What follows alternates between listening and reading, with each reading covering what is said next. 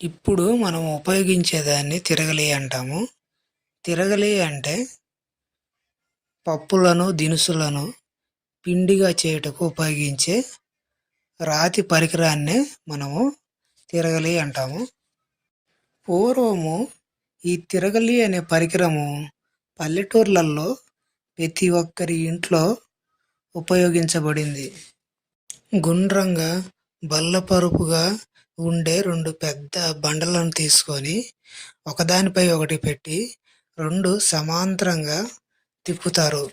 ఇలా రౌండ్గా తిరగడానికి వీలుగా కింద ఉన్న బండకి మధ్యలో ఒక రంధ్రాన్ని పెట్టి దానికి కర్రపుల్ల గాని లేదా ఇనప కడ్డిని కానీ ఉంచుతారు. ఆ రంధ్రానికి దగ్గరలో 2 రంధ్రాలు పెడతారు ధాన్యాన్ని పోసుకోవడానికి అనమాట. ధాన్యాన్ని పోసి కర్రపుల్లతో రౌండ్గా తిప్పుతారు. సో ఫ్రెండ్స్, నచ్చితే